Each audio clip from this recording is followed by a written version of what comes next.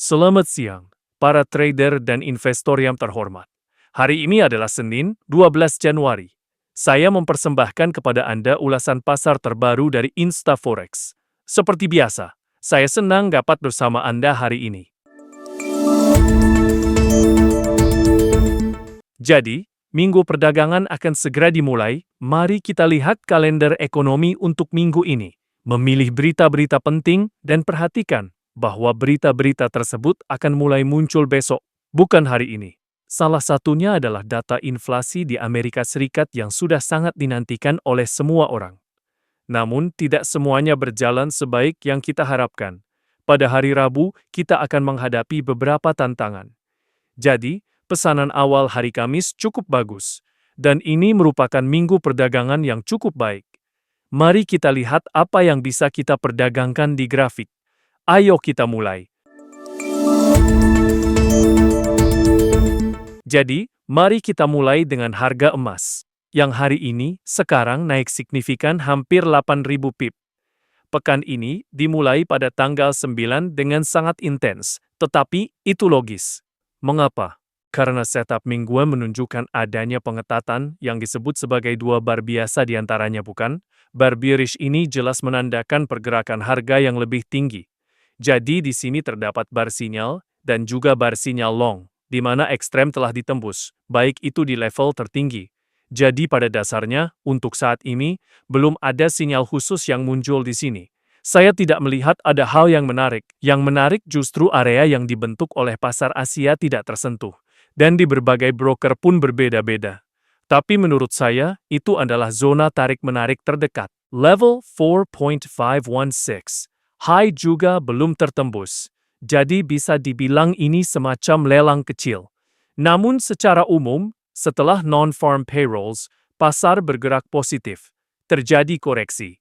Lalu gelombang ketiga muncul yang kembali mencatatkan ekstrem historis. Sedang mencari keuntungan nyata dalam trading, InstaForex menawarkan spread dan komisi terendah. Untuk pasangan mata uang utama, kondisi kami lebih baik, spread lebih rendah, dan hanya komisi $5 dibandingkan $7. Itu adalah penghematan nyata bagi setiap trader. Sekarang, mari kita kembali ke ulasan pasar. Pasangan euro-dolar. Mari kita buka juga time frame mingguan. Dan mulai berimajinasi di sini. Pekan perdagangan sebelumnya bersifat short. Namun saya ingatkan bahwa instrumen ini belum menembus low yang cukup kuat dari sisi bullish. Ini adalah minggu inisiatif yang terjadi pada bulan Desember. Di sini masih ada area dan, dengan probabilitas yang tinggi, area ini bisa saja tertembus dalam waktu dekat. Pada time frame keempat, kita bisa melihat area ini. Inilah area yang belum tertembus. Dan ini adalah zona breakdown short, bisa dibilang level resistance secara teknikal. Instrumen berada tepat di bawahnya. Secara logis, dapat diasumsikan bahwa instrumen akan mengambil area ini. Pasangan pound dan dolar pada time frame mingguan, kisahnya kurang lebih sama. Kita memiliki bar inisiatif yang bersifat internal. Ada bar penangkap 2 minggu yang bersifat short, dan di bawahnya masih ada area. Ini juga merupakan sinyal bagus untuk pergerakan turun. Untuk target ini, pada time frame 4 jam, level ini tidak terlalu jelas. Ini awal minggu, dan kita sudah mendekatinya. Zona breakdown short terdekat pada time frame 4 jam berada sedikit lebih tinggi. Oleh karena itu, secara logis dapat diasumsikan bahwa kita akan turun ke sini. Saya juga ingin mengingatkan bahwa setiap klien InstaForex secara otomatis menerima asuransi kerugian. Untuk setiap kompensasi $1, hanya diperlukan investasi $4 dari teman Anda. Cukup ajukan permintaan, dan kerugian Anda akan diganti. Mari kita lanjutkan ulasannya. Berdasarkan korelasi dengan pasangan euro-dolar dan dolar Australia, kondisinya sama persis. Meskipun sepanjang pembukaan minggu perdagangan bullish, kita punya pin bar yang sangat bagus di puncak dan ada area di bawah. Dan harga saat ini masih menuju ke sana. Pada time frame mingguan, jaraknya hampir 500 poin. Jadi, secara logis dapat diasumsikan bahwa akan terjadi breakout ke area ini, baik pada berita terdekat maupun sebelum berita tersebut. Zona breakdown short berada sedikit lebih tinggi. Inilah level tersebut. Dolar Kanada mulai mengalami koreksi penurunan. Saya ingatkan saya sudah berkali-kali mengatakan bahwa saya memperkirakan pergerakan besar instrumen ini ke bawah. Nah, zona besar breakdown short memang berada persis di tempat harga saat ini dan masih ada satu zona lagi. Sedikit lebih tinggi memang lebih menarik, tapi secara umum, baik dari sini maupun sedikit lebih atas, kita akan turun atau terjun ke bawah ke semua level terendah tahun 2023 untuk dolar yen. Terlepas dari semua lika-liku, saya sudah mencatat semua ekstrem yang diperlukan. Saya ingatkan, pergerakan 2000 poin. Semoga kalian berhasil mengambilnya. Di sini ada struktur 3 gelombang yang kuat, impuls, koreksi gelombang ketiga, dan pola double top. Semuanya sesuai teori klasik. Selamat untuk yang ikut dalam pergerakan ini. Minyak akhirnya naik minggu lalu. Saya ingatkan, di sini kita juga punya struktur 3 gelombang. Mereka yang membeli dari pembalikan long besar, kemungkinan besar sekarang sudah bisa mendapatkan profit. Keuntungan tersebut sudah diamankan. Jadi untuk minggu ini, jika ada harga yang bagus lagi untuk membeli, bisa dipertimbangkan kembali. Nah, sedangkan Trump, dia memang orang yang tak terduga. Kita bisa mencoba bermain di struktur 3 gelombang yang menarik seperti ini. Dengan InstaForex, Anda dapat melipat gandakan keuntungan Anda 3 kali lipat. Untuk setiap investasi $4 dari teman Anda otomatis mendapatkan tambahan $1 ke dalam keuntungan Anda tanpa syarat tambahan. Pada time frame 4 jam, Bitcoin sedang turun mencoba untuk pulih dari zona breakout panjang. Ekstrem dilihat dari atas. Kami mengalami terobosan. Jelas bahwa ini sangat sulit bagi pembeli, jadi berhati-hatilah di sini. Time frame mingguan di sini menunjukkan sinyal pin bar, yang jelas tidak menunjukkan kelanjutan tren long. Selain itu, pin bar ini juga merupakan penangkap. Jadi setelah pin ini, kita sangat mungkin turun ke bawah. Dan pada dasarnya, semuanya akan masuk akal. Pin bar, penangkap short, lalu kita bisa menembus ke level terendah. Hal seperti ini bisa saja terjadi teman-teman. Pasar saham Amerika, S&P 500 dan Nasdaq, semuanya sudah dibuka. Kita sedang dalam kondisi suram. Ini menunjukkan bahwa orang-orang mulai beralih ke dolar. Jika mereka tidak keluar ke bak 100, dolar seharusnya menguat. Setidaknya begitu. Tapi S&P 500 sudah banyak mencatat rekor baru di jaringan pada level tertinggi. Artinya, ekstrem historis sudah terlampaui.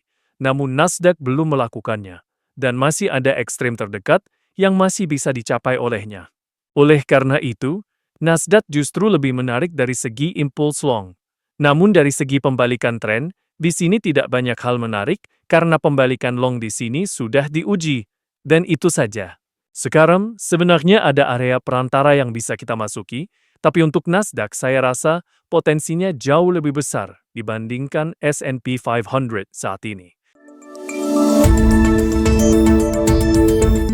Kami juga memiliki penawaran hebat. Isi saldo akun Anda dan dapatkan bonus 30% yang dapat diperdagangkan. Berdaganglah dengan modal tambahan dan perluas peluang Anda bersama InstaForex. Nah, dolar franc memulai awal pekan ini dengan penurunan. Saya ingatkan, instrumen ini juga bergerak ke zona satu lagi pembalikan long. Bagaimanapun juga, suka atau tidak, zona itu memang ada di sini. Saya tidak suka pembalikan lama, atau yang sudah tidak segar lagi. Seperti yang sudah saya katakan, yang utama ada di bawah. Bagi yang membeli dari bawah, bisa tetap menahan posisi. Target pertama juga ada di sini. Time frame mingguan memberi sinyal adanya impuls long yang bagus pada minggu lalu. Dan secara logis, minggu ini kita bisa mengharapkan kelanjutan kenaikan instrumen ini dari inisiatif long. Jika level itu ditembus, maka Lange harus menutup posisi Kanada Franc dari instrumen ini dan selanjutnya mengikuti grid jika terjadi breakout sepanjang tahun. Grid pembelian limit dengan langkah 500 audikat sedang meningkat. Perhatikan bahwa level cermin sudah diuji. Bagi yang menjual saat uji level cermin, sebaiknya tutup posisi short. Jika ingin kembali berpartisipasi di instrumen ini, pasang grid limit jual dengan langkah 500 poin di atas high tahun ini. Dolar Selandia Baru, franc Swiss, jika breakout low tahun ini, pasang grid limit beli dengan langkah 500. Dolar Australia, dolar Selandia Baru saat ini masih diam. Jika belum buka posisi di atas high tahun ini, pasang grid limit jual dengan langkah 500. Euro dolar Australia masih berada dalam rentang. Untuk saat ini jangan disentuh dulu. EUR CAD naik. Jika menembus high tahun ini, pasang grid penjualan dengan langkah 500. Dan silver kita sudah menembus semua level ekstrem, yang sedikit membuat kita kecewa. Dalam hal ini, zona break short memang belum dibagi, tapi zona break long benar-benar bekerja dengan sangat baik minggu lalu. Pergerakan yang sangat besar, namun stop loss-nya juga tidak kecil. Saya ingatkan bahwa untuk silver masih ada area konsolidasi di sini. Area itu bisa diambil. Jadi mencari posisi short yang hati-hati dari sini sangat memungkinkan. Potensinya benar-benar sangat besar. Jadi terima kasih dolar. Ya kami ikut serta, itu sungguh luar biasa. Jadi dolar Kanada pada kerangka waktu D1, terdapat saluran tren menaik. Menurut Anda, apakah mungkin untuk mempertahankan posisi hingga batas bawah saluran ini? Audicat, mari kita lihat. D1 naik, NUD1 sampai 4 kurang lebih sama. Saya mengerti apa yang Anda bicarakan. Jadi begini ceritanya, jadi kamu bisa mengetik ya, kenapa tidak? Semua pergerakan dalam saluran berjalan dengan cukup baik, tapi sekali lagi volumenya kecil. Pasang grid di zona ini dan tahan hingga zona bawah, itu ide yang masuk akal. Saya ingatkan teman-teman, di setiap video yang saya ikuti ada banyak informasi bermanfaat. Teman-teman, InstaForex menawarkan konsultasi gratis dengan konsultan trading pribadi. Ikuti tautan di deskripsi video, isi formulir permintaan panggilan balik, dan dapatkan akses ke penawaran eksklusif serta kondisi trading khusus, BRT Plus untuk trading bebas risiko. Itu saja, trading bersama InstaForex. Berlangganan channel ini, dan nantikan ulasan terbaru.